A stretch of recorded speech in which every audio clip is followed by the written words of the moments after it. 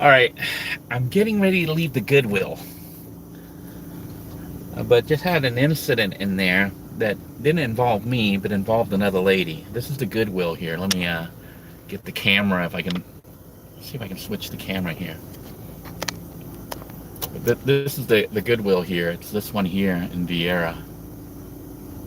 It's this particular Goodwill in Vieira, and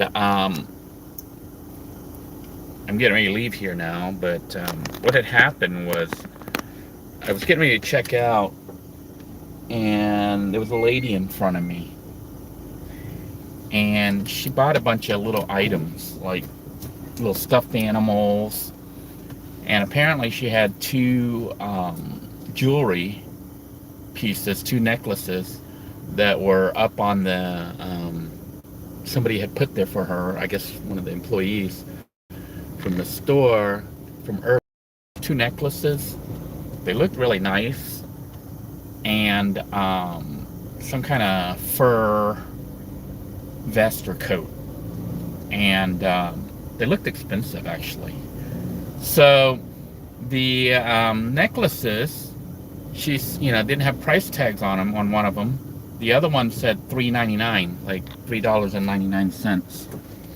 It looked like a gold thing. I don't know if it was real gold. Probably not real gold, but it could be. I don't know. It's Goodwill. So anyhow, it looked like one of those fancy schmancy necklaces, like really thick gold cut, like the kind an Egyptian might wear, And the other one was like a diamond one. And one had the price of $3.99. The other one did not. She assumed they were both $3.99. And so she went to ring it up, and the cashier, of course, said, she couldn't ring it up without the price on one of the necklaces. So she called for a manager to show up. And so the manager comes over, and he looks at the necklaces, and he looks at the one without the price tag. He says, "I can't sell you this for $3.99. It's worth $3.99. And then just walks away with it and sticks it on the counter. I'm like, okay, that's kind of rude and kind of weird. Okay. So then she says, so how much is the necklace? And he says, I don't know, but I can't sell it to you for $3.99. He says, but the one right next to it is $3.99. He said, well, this one has a price tag, so it's $3.99. So she got it for $3.99. But the other one, because it didn't have a price tag, he wouldn't sell it, even though they both look nice. They both look like they were valuable, But not only that, I'm pretty sure Goodwill got them for free. So he takes it to the counter and sets it down. And then she says, well, what about this vest? The little fur vest thingy that she got. It looked like it might have been mink or something. I don't know. Fox, mink, raccoon? I don't know. It was some kind of fur. I don't know. Women wear those furry things all over themselves. But anyhow, he looks at that and there's no price tag and says, I can't sell you that. And walks off with it and sticks it on the counter in the back, and she's like, wait, so how much is it? He says, I don't know. And he just walks off.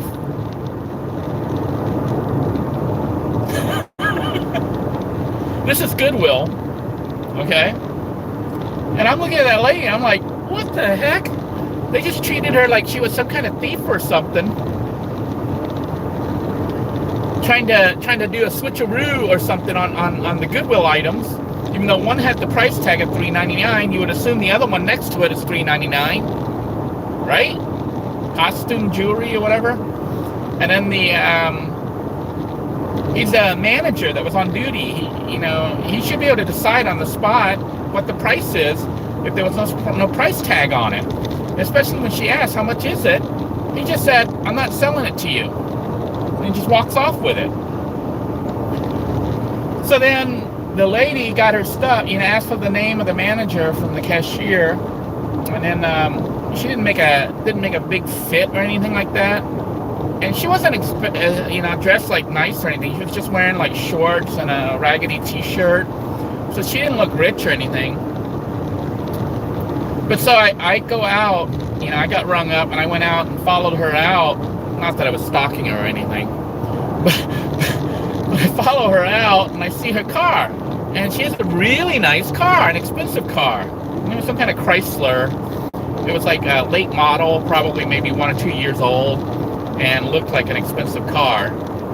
And I'm like, it's not like the lady didn't have money, and I don't think the lady's a thief, but the treatment of her by the manager that was on duty, I was like, what the heck?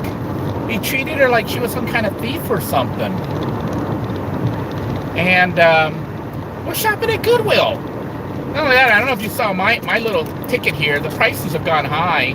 Like, I think jeans are now like 12 bucks. You know, they used to be like $6. They've upped them to like $12 now. And, you know, nothing, you can't return anything. Like, I decided to risk buying another toaster oven. I bought a toaster oven and an electric, oh great, I'm on the singing road. I don't know if you guys can hear there it goes, we're out of the singing road portion of the, we're back, more singing here. They have these test strips that they put on the, I'm not even going to try to talk with all this. Can you hear it? It's those test strips they put on the road. Okay, I think we passed that zone. Anyhow, I decided to buy some stuff. I bought another toaster oven for like 15 bucks, I think, with a Black & Decker, supposedly with a timer that works.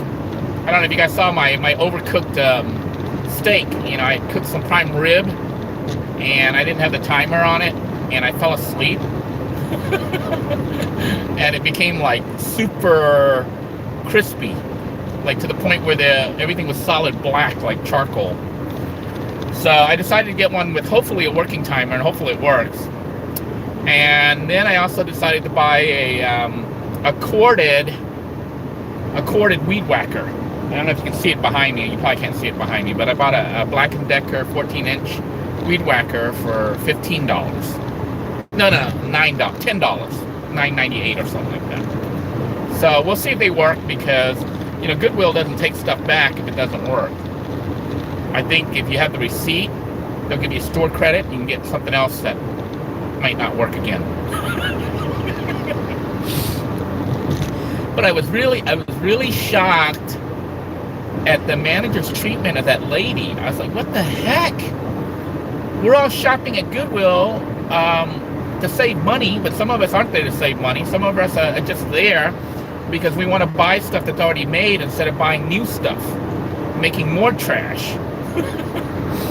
You know? And this particular Goodwill is in the kind of more expensive side of town. Like, the people who go there, they're from Vieira. Not that they're all rich or anything, but if you know Brevard County, Florida, Vieira is one of the more ritzy, nicer areas where they have the trees all look the same. You know how like the expensive neighborhoods, the trees all look the same. There's a sidewalk, a jogging trail next to the road, and there's all these little ponds with the little duckies and swans and stuff swimming around. A little playground for the kids, so the kids aren't playing out in the street. So, you know, Vieira is where this store was. And when I saw that lady's car, I was like, well, she's one of the local residents, you know, who can afford one of these nicer houses with a swimming pool and all that stuff.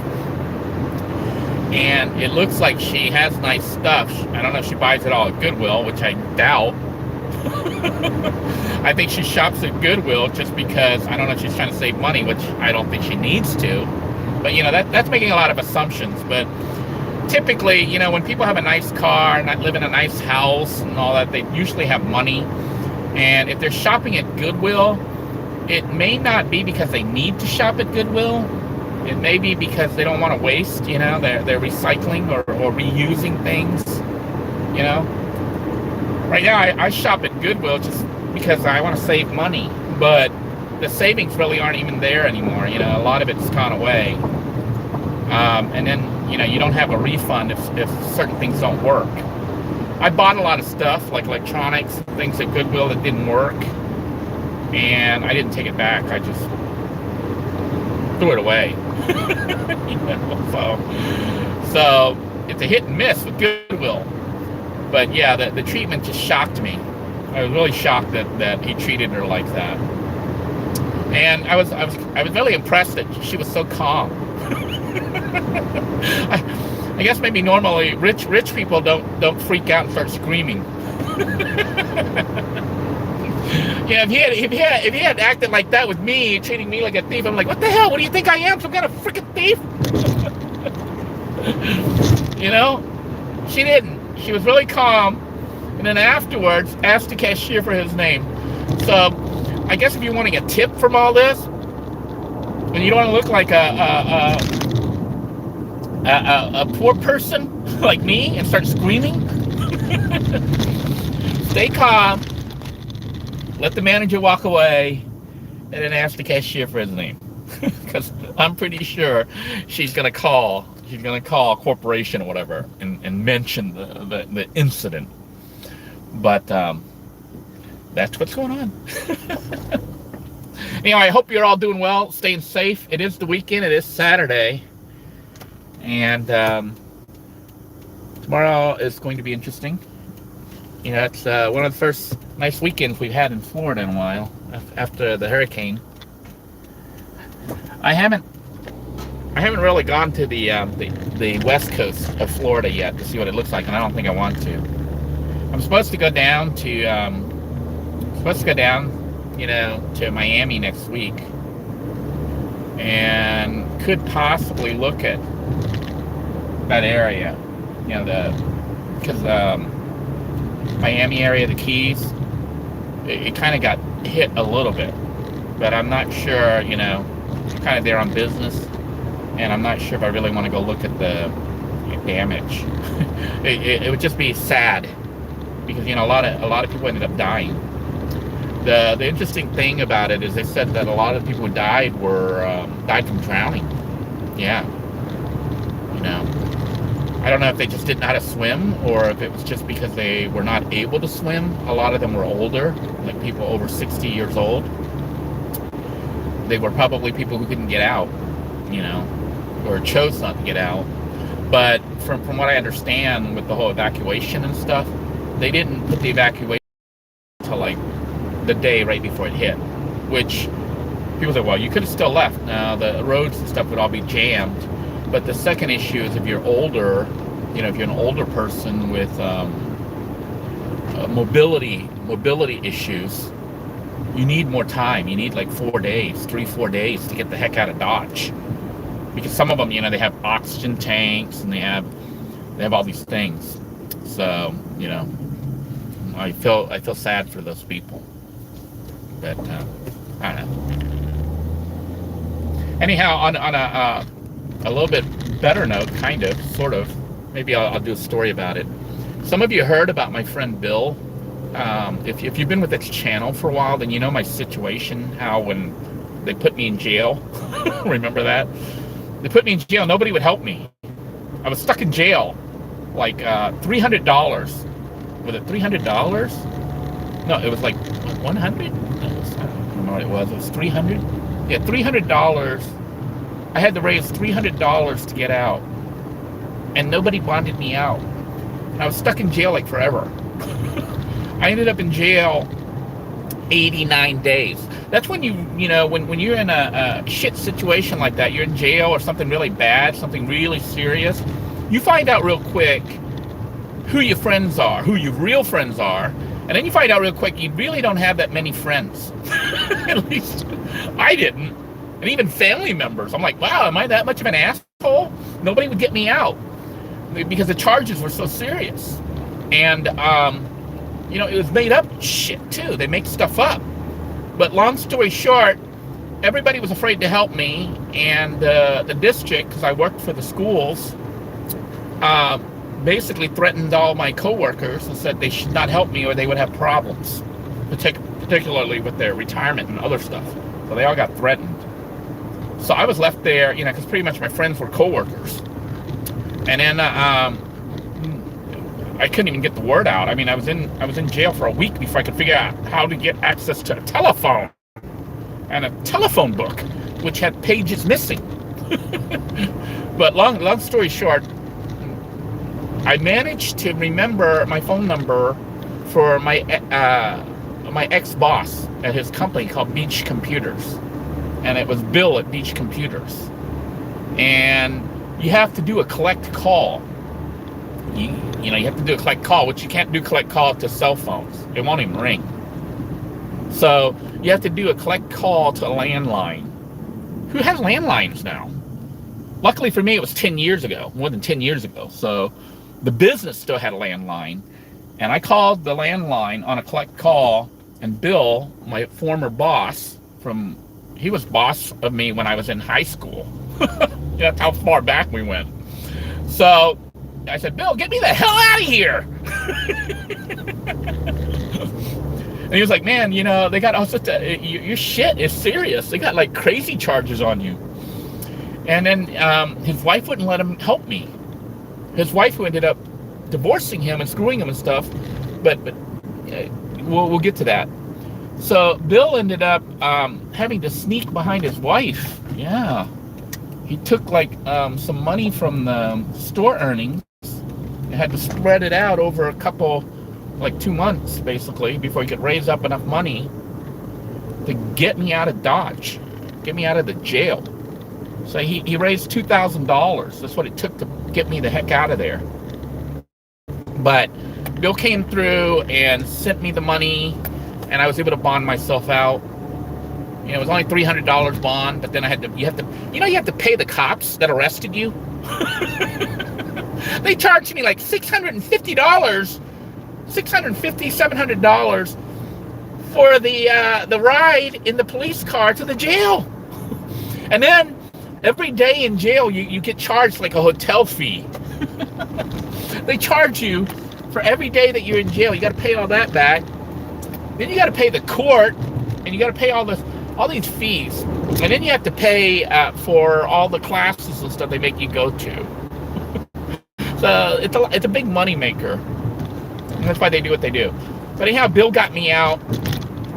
And then shortly afterwards, while I was still struggling to recover, I was like homeless,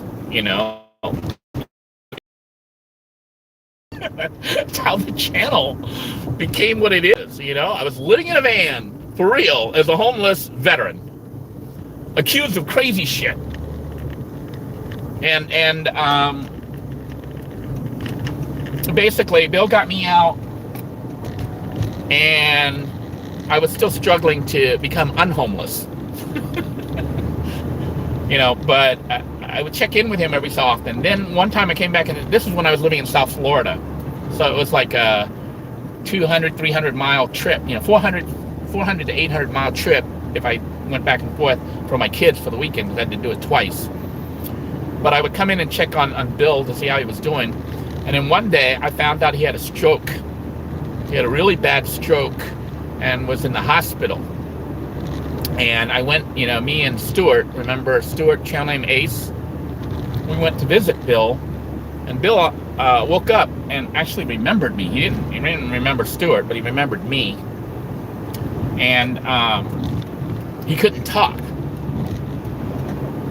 And then I was like, well, we'll come check in on him and stuff. So we went back like the next weekend, but his wife, his then wife, wouldn't let anyone in. She said only family members could come, told the hospital staff. So nobody was allowed to see Bill, and she cut him off. Then she closed his store, his business, Beach Computers, and threw away all the inventory. Like there was, I don't know, maybe $20,000, $50,000 worth of stuff all thrown away. Yeah. And so Bill became isolated, and that was the last I knew of it. Until about a month ago, 3 weeks ago, I get a friend request on Facebook from Bill. And I click it, and then he tried to call me on Facebook, Facebook video chat or whatever. And he was able to reach me, and we made contact again, but he couldn't talk.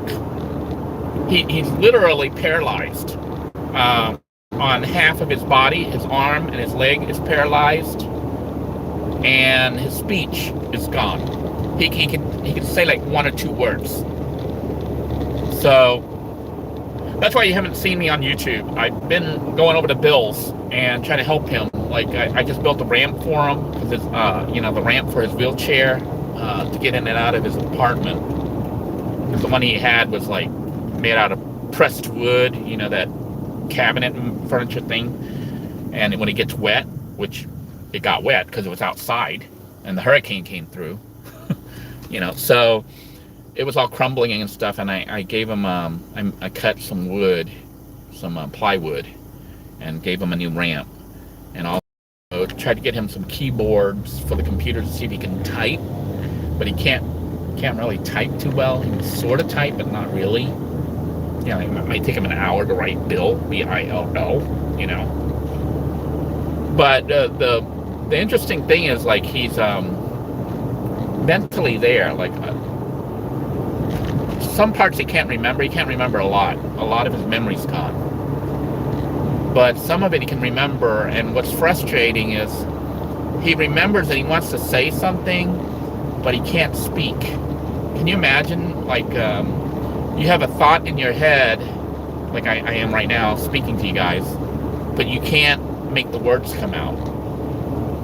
It is frustrating as shit. And, I'm sitting there trying to talk to him or talk with him and find out what happened and what's going on and what I can do to help him. And he wants me to help him, but he's very limited in vocabulary. Like, basically, yes. Wife is crazy. He could say that. That his ex-wife is crazy. Had mental problems. So anyhow, but 1 or 2 words you can get out, and then you kind of have to guess until you get it right, and then he gets excited and says yeah. But otherwise, that's kind of how the conversation goes. So it's kind of limited, but he's asked me to help him. I've been trying to help him track down his old friends, because it sucks to be in this situation and have no friends. So I've been reaching out to all the people that I knew that he knew. Obviously, Stuart would have stayed in touch with him. Stuart's gone. This is 1 year since Stuart died, I think. This is like the day or the month that Stuart died last year. So kind of sad about that. Stuart is Chell Name Ace, for those of you who don't know. We did some videos together. But basically, I've been trying to help Bill reach out, and some of it includes tracking somebody down from across the United States without knowing their name. Yeah. So he was able to tell me of this used auto parts. It's like a car, like salvage yard that I guess he used to visit or hang out around there. But you can't really, he knew them, and he was able to find it on the computer, the GPS, the map, Google Maps. And I was able to get the phone number for the business, and I called them last Friday. But, this shade, I don't know. I look like Batman or something. But anyhow, yeah, you're listening to Batman right now. But anyhow, I called the place, and surprisingly, they knew him. The guy that answered the phone was the son of the guy that used to run the salvage yard. So he knew him because when Bill was there, the guy was a little kid, and he remembered Bill. And I said, look, I'm trying to track. I explained the situation about Bill having the stroke, and I'm trying to find a good friend of Bill's that used to work there.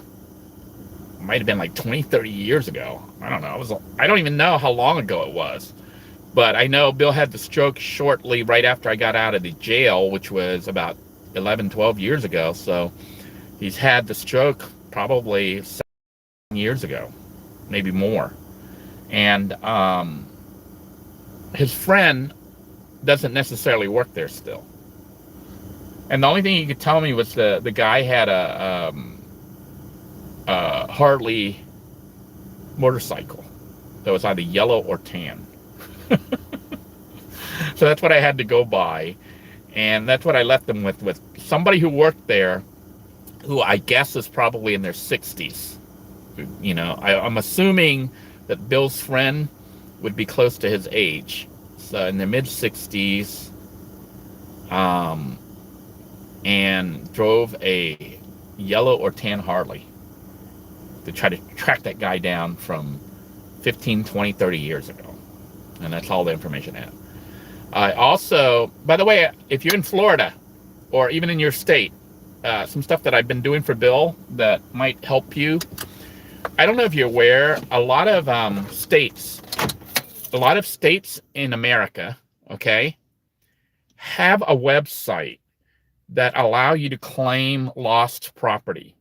Like if you look up treasure hunt for Florida, treasure hunt website for Florida, it'll take you to a state-run website, and you can type in the name of your relative that might have died, or somebody you knew, like your relatives and stuff like that, or even yourself, your own name, and it will show you a listing of assets like money and stuff that is unclaimed, that if you don't claim it soon, or someone in your family don't claim it, the state will take it. So I looked up some of Bill's stuff and was able to track down some family that either were dead or incapacitated somehow and did not have access to their assets. So check that out.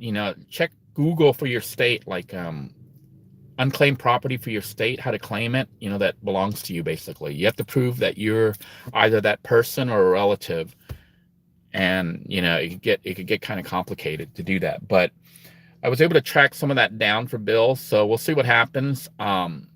He does, I was trying to figure out, one, how he was handling everything, who paid for the apartment that he's in, who pays for all the services, any services he gets like limited services and stuff, and he gets like Meals on Wheels and stuff. Trying to figure out who's running all this. Eventually I was able to find out, I guess he has a law office that is serving as his lawyers, but I think they handle I don't know what all they handle, but I guess they handle all his money and stuff. So I gave them all the information for trying to get his money from the state of Florida, as well as his previous business.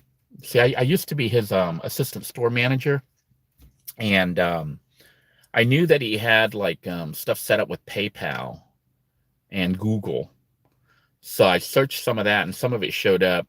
He may have money stuck in PayPal because he did transactions with PayPal.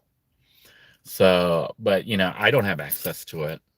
Hopefully the attorneys can get access to it, but it's some stuff to consider if you have any relatives who died, like they suddenly up and died, because they might have had stocks, they might have had life insurance, they may have had property, they may have had retirement benefits or any other stuff like that. It gets sent out to them, and if they're dead, it gets returned back, and then it doesn't just go away. It sits in limbo in the state for a while. And if a family member is able to prove that they're a relative, they'll actually give you all those assets. Otherwise, the state will take it. So look it up. Treasure hunt for your state, unclaimed property for your state.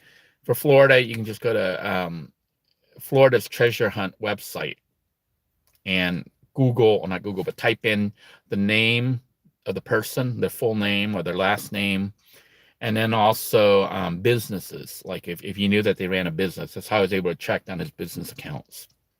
So just a little tip for you guys. I'm going to read some of your comments here real quick. Somebody says the CEO of Goodwill makes $1 million a year. Yeah, Goodwill, you think that it's a nonprofit. It's actually a very profitable business. They don't pay for their stuff, and I don't know how much they pay their employees, but I know they kind of seem to they don't treat the customers very nice. Maybe just at that store, but I was really shocked at that behavior. Inspiration Nomad, thanks for the buck. You didn't have to do that, but thank you. He says you can only help people so much if they don't want to go to several services. I think Bill did get some services. I don't know. He gets Meals on Wheels goes by, then gives him food, and then there's these things called angels or something that come by and help him. Although his toenails weren't clipped. His toenails were so bad they were ingrown. I took my wife there to visit him, and she ended up clipping his toenails. They were like so bad they were curled into his toes. I don't know if I want to talk to those angels and stuff, but he said don't make a big. You know how I am. I get mad and I start screaming. But he said don't make a big ruckus with the angels because he's happy to have them there because they come by and they help him and they bathe him and it's supposedly clean. My wife didn't think they clean well enough, but he says he's happy with them. So I didn't call their office to complain or anything. I was going to. It's like, don't you guys aren't you supposed to take care of them? His toenails and things like that, they shouldn't be ingrown. But we ended up doing it. And I've been going there and bringing them food. So I've been buying Chinese food takeout. I go to the buffet and I get this big, huge thing of Chinese food. And then I bring it over to him so he can eat it for a couple days. And he says he gets Meals on Wheels, I think at least, I don't know if it's 3 or 5 times a week. And he gets around on his wheelchair. He's got one of those hover around electric chairs. But maybe I'll see if he wants to do a video and you guys can meet Bill. But the significance of Bill is if Bill hadn't bailed me out of jail when he did, you might not be listening to me right now. That's how serious it was. When they have you locked up and you can see that the people that you thought knew you or, would be your friends and help you in a situation where you can't help yourself because they've got you locked, you're literally treated like a criminal and you're locked up and you don't even have a voice. You become very depressed and then you start to think, you know what? This life ain't worth living. And, I've been there almost 90 days stuck in jail on $300, 90 days. And it would have been longer if Bill hadn't gotten me out. But I was getting to the point where I was ready to just end it, And even then getting out, those of you who know the story, if it hadn't been for the sequence, sometimes the slightest little sequence can change whether you live or die. When I got out, I was depressed. I was like, I can't believe that this is happening and that people believe what they're saying about me. And, when I went to my sister's house that night, I knocked on her door. She's normally never home, she told me, but she was there that night, thankfully, and she let me in. But before that incident, she and I had gotten in a big fight. When my father died, we got in a big fight. But she was there and she let me in and let me stay at her, her condo because I was homeless. And if she hadn't been there that day, I would have been dead that night because I already had a plan. I was going to, you guys know, US 192, you know how we had the causeways? It's 100 feet, 150 feet high. I don't know how high it is. It's really high. But if my sister hadn't been there by that night, I would have been gone. Yeah, that's how close it came. Bill hadn't let me out, the whole sequence. But now here we are, about 11, 12 years later. Bill's semi messed up. He's brain-wise, he's still mostly functional, but body control, he's half, he's out. Half of his body doesn't work. And you don't know the future. It's like, I didn't know I would end up living and getting remarried and actually looking at just trying to enjoy the rest of my life. I thought it was over, so those of you who are going through tough times and stuff, remember that things do change and they can change just like that, but sometimes they don't change just like that. Sometimes it takes 10 years or more. Hang in there, work towards that goal of making your life better and know that as long as you live, as long as you breathe, as long as you still have the ability to try to make things better, it's better than being dead where you can't do anything at that point. It's over, you know. And I know some people get really depressed, and when you're depressed, it's hard to see beyond the moment. But if you get really depressed and stuff, give yourself some time and pray. Pray that things go good, because like I look at my own situation, and I know that if Bill hadn't gotten me out, I would have been dead in jail. I would have offed myself because I felt hopeless. And then when I got out of the jail and I saw the situation, I was like, everybody thinks I'm guilty. Everybody presumes that because they lock you up and they say all this thing, that it's true. And I was ready to end it, you know. But fate and circumstances, like Stuart, you know, came over and helped me with the trial, and stayed as a friend. And we did, you know, we went out at night doing what we called light paintings and stuff like that. And now Stuart's gone, you know. But you don't know the future.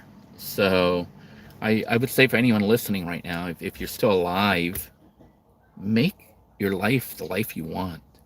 Even if it's shitty, try to find some good in it, and work towards that good, and ignore the shitty stuff, because in the greater scheme of things, life is short and it'll be over before you know it. So that was kind of the discussion I was having with Bill today, you know, because he's all fucked up. Ooh, am I allowed to say that on YouTube? But yeah, he's messed up really bad. And, you know, I was telling him, I was like, dude, what do you want to do? And whatever he wants to do, I'm going to try to help him do. But he's very limited. So if you have the ability to walk and do things, even, you know, like my shoulder right now, and I haven't told you guys, I've got a bad injury. I have a torn rotator cuff muscle. So this whole arm's like out, and this one's not good either.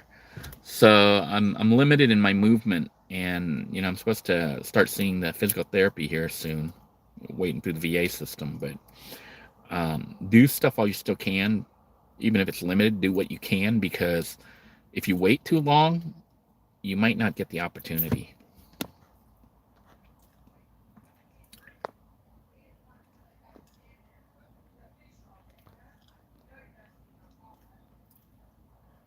I'm just listening to people here, reading here about people who had strokes and stuff. Yeah. Some people say friends can turn. Yeah. Inspiration Nomad says friends can turn into enemies and stuff like that. They have mental problems and stuff like that. What you find really is that everybody's messed up. There is no normal, you know. Like I say, the time you find out what your real situation is when you're in real need of help.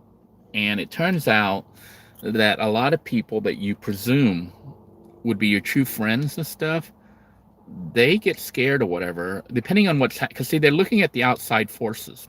If you were just looking at relationships between you and your friend, they would jump in a pit of alligators and save you. But then they say, well, you know, if I did that, all the people watching me would say I'm an idiot, and I must be guilty too of whatever they accused my friend of. Otherwise, I wouldn't jump in there. Then they don't jump in. Now, I myself, I know I would not have hesitated. I would have jumped in. You know, I see someone's on fire. I run in there and I try to pull them out. I don't go, well, I might get burned. You know, if you pause and think about it, the person's dead. So, but other people aren't like that, it turns out. And, you know, I found out the hard way. And since that incident, you know, I was like, it took me till I was in my mid-40s to learn this. You should pretty much plan on being on your own. Don't count on anyone for anything. If your family members or your friends help you out, it is icing on the cake. It is not a mandatory thing for your spouse, for your friend, for your family to help you. If they decide to help you when it was your situation that developed, whatever it be, whether it's a stroke or going to jail, whatever it is, they are doing it out of the kindness of their heart, because most people don't do that, it turns out. And if you went through life believing that somebody would bail you out, somebody would help you in your time of crisis, wake up. Most people won't help you. You're lucky if you have it. But no matter how many times people tell you they'll always be there for you, they'll always help you, people get married and they say, I will always love you. So if you've ever been married or through a relationship, you should know that. People say stuff that they don't really mean. They say, I'll always be there for you. I'll love you to the end of time. Unless things go bad. And then I'll throw you in jail. So don't trust other people. The only one you can have faith in and trust in is yourself and God. Okay? Let me look here. Yeah, Kira says, what goes around comes around. I'm able to repay him. Yeah, I tell Bill, it's like whatever he wants, I'm at his beck and call. I will make sure that I can do the best that I can to help him. Not so much a repayment, but what friends do, a true friend. They're rare, and I know, Kira, you're a true friend. You've been there. It's very rare that you find people like that. A lot of people will say things, but they really don't mean it. I think when they say it, they mean it, but then when it comes to actually having to do it, they go, maybe not. It's just easier to say in the heat of the moment. But when it comes to something serious where you might be accused of murder or something, and somebody step up, they get associated with you. Not that I was ever accused of murder, but things that are public, that everyone's looking at and judging, making these judgments. But when somebody else has to step in and they might look bad, most people fall for peer pressure of society and won't step in. They just won't. Oh, a bunch of cop cars just went by. I wonder what's going on around here.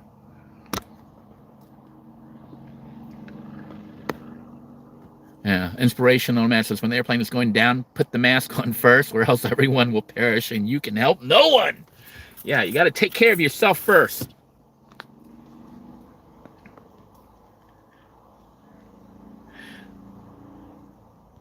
All right. So anyhow, I want to appreciate all you friends who have joined me today. I hope that you each have a true friend somewhere.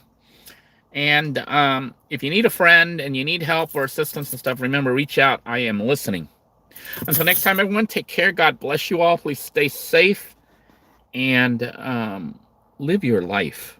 It's shorter than you think. Go after your dreams, make your plans, and pursue it. And if there are obstacles in the way, try to overcome those obstacles, because you are still alive and you still have that opportunity. There are some people who were waiting and waiting and waiting for things to be perfect, and perfection or perfect circumstances never ever comes. So live your life every day as if you're about to have a stroke, as if you're about to die, and it will guide you in how you treat yourself and how you treat others. Take care, everybody. God bless you all. Stay safe. Bye-bye now.